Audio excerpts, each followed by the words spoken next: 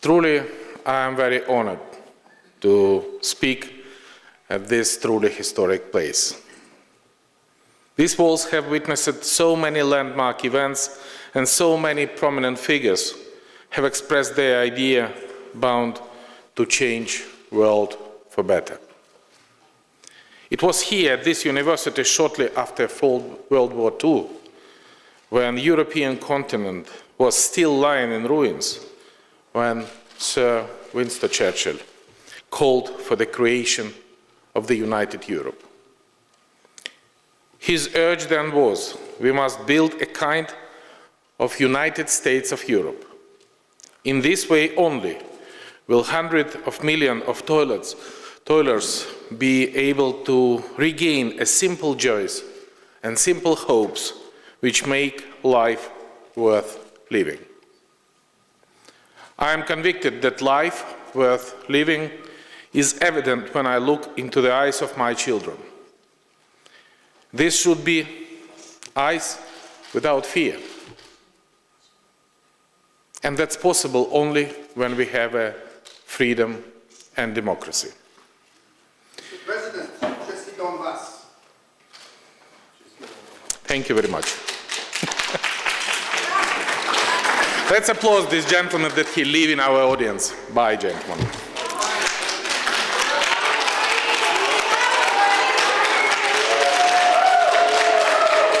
Bravo. Look, frankly speaking, I think this is a very symbolic. This is the picture of the whole world. And the whole world is united. And the whole world is demonstrating the solidarity with Ukraine.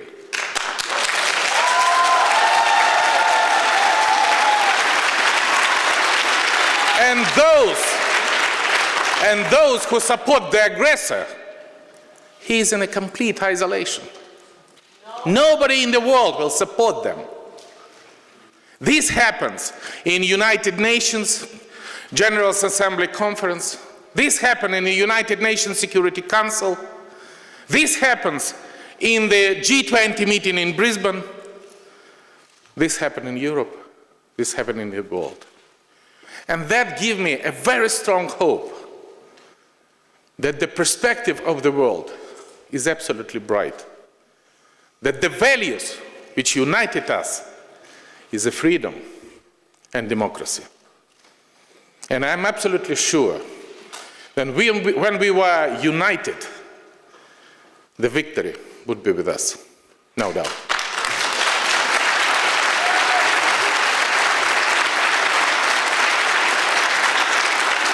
Why? Why it's happened? Why the words of Churchill is come to the real life? Because we have a very great evidence. The 28 European nations, members of the European Union, demonstrate a success story. Success story for 500 million people. When everybody respects the freedom, everybody respects the sovereignty, everybody respects the territorial integrity, everybody respects the democracy. And at the same time, they demonstrate and advance with the highest level, not only with the political freedom, but with a very high level of the economic standard. In the wake of the cruelest war in the human history, Churchill's dream of the united Europe sounds a little bit idealistic and a little bit naive. Now, in the 21st century, Churchill's dream is not anymore. Churchill's idealism has morphed into reality. But after almost 70 years of the flourishing European project, the new global challenges have appeared, calling on the European leaders to seek further ways to ensure growth and security, as well as the availability of the democratic liberties.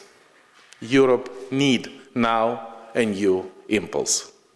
The whole of Europe is again under attack. I repeat, not only Ukraine. Under attack now is the whole Europe and the whole civilized world. And Ukraine now simply on the front line of this battle. The contingent ideas of the liberty and democracy are being directly challenged. The European Union, unlike Switzerland, cannot rely on its geographical endowments and on its unique security model. I told about that, Didier Bugalter. But it should look beyond its current borders to enhance its security. Today, the threats faced by Europe are similar to those that are now struggled against in Ukraine. My country waged a war against terrorism. It fights in the forefront of the European values such as freedom, sovereignty, and democracy. And Ukraine should become a full-fledged member of the European family of nations. I have no doubt about that. It should happen while already being its indivisible historic, spiritual, and intellectual part, already being a God, and if you allow me, already being a new symbol of the free Europe. The concept of the sovereignty brought to us by the Peace of Westphalia back in 1648, putting an end to one of the most devastating and lengthy wars in Europe. I don't want to sit with someone in this room who's killing children. Thank you very much indeed. I'm telling that.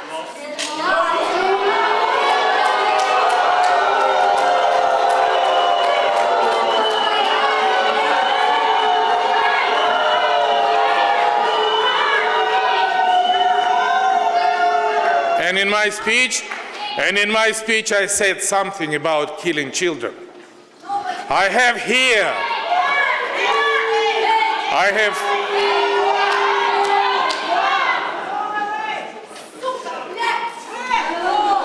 That's if anybody understands what she said, this is exactly the cultural level of this lady.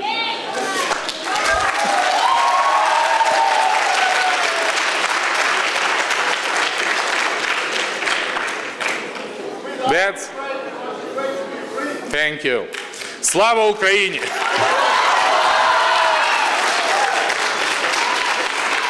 That's very difficult to say about the killing children. This is the sign which means Je suis Volnovakha. Volnovakha. It's a tiny town on the east part of Ukraine when the 13th of January, a Russian missile fly from the occupied Tukuchevsk hit the civilian bus where was altogether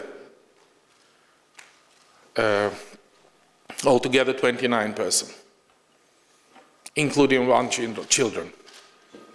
13 of these persons were killed in one moment.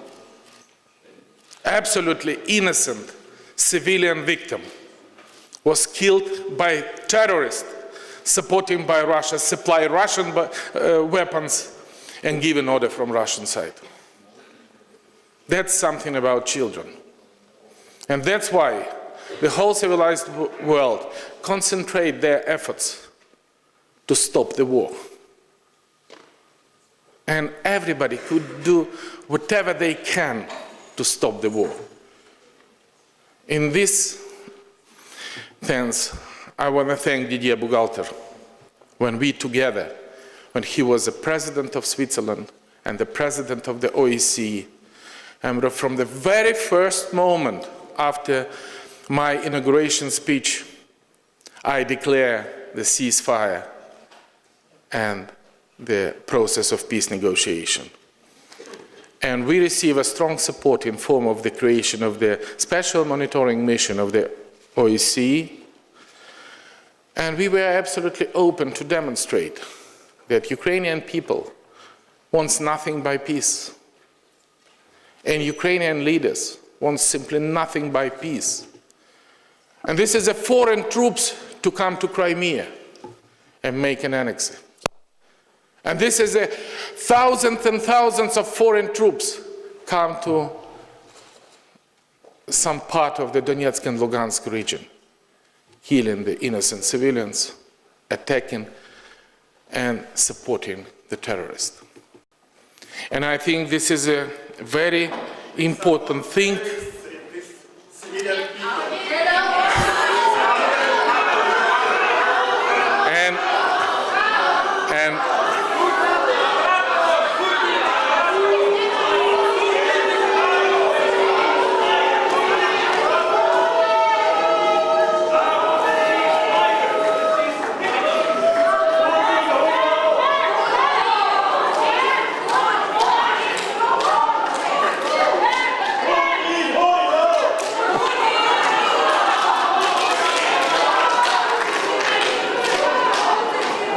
And this is a very important, to have a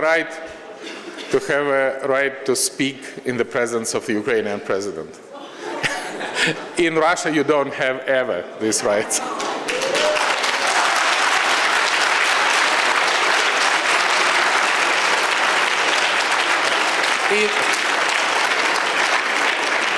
And in Switzerland and in Ukraine, they have a right to speak whatever they want. That's why we are stronger. Ladies and gentlemen, one may ask why Ukraine, as a member, would be more beneficial to the EU, reliable and predictable. Not even being EU citizen, the Ukrainians stood up against the bullet in defense of the core European values. What started as a student movement quickly involved all the Ukrainian generation who stood up defending their children. The faces of those who died in their country still line the streets of the downtown of Kiev. Their picture proves that they hailed from every generation, every social class, every region of Ukraine. We Ukrainians call them Heavenly 100. And they died defending not only their country, but also the values on which Europe is built: freedom, dignity, rule of law. They go on the street of the Kiev exactly 1 year ago, on the 19th of February, the first massive demonstration, understanding that from those sides there is a riot police who has a bullet, who has a right, and who can kill every of them. They go there to defend the future of their country. And that's why we now have a very high level of the responsibility to demonstrate that their heroism was very important for us. Ukraine has proven its democratic commitment should not be kept in the sidelines of Europe. In efficiency and innovation-led sustainable economies, it is not longer about the production factor, steel, coal or gas, but about the people with the potential, skill and vision alike. And Didier, I also want to build up in Ukraine, which would be not only famous with its chocolate, but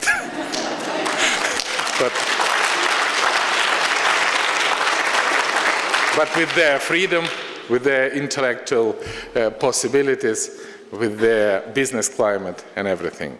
And I think that in exchange of the experience, we together can reach them. This goes beyond the wider common market opportunities. It is also about the single space based on the common values and consolidated community capable to efficiently interact to address the current challenges.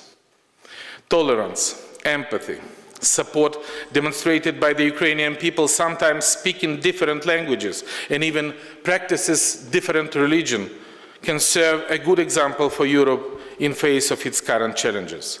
Hundreds of thousands displaced persons who fled from the Russian-occupied Crimea and war-torn regions of Donbass have found a hospitable shelter and support in central and western part of Ukraine.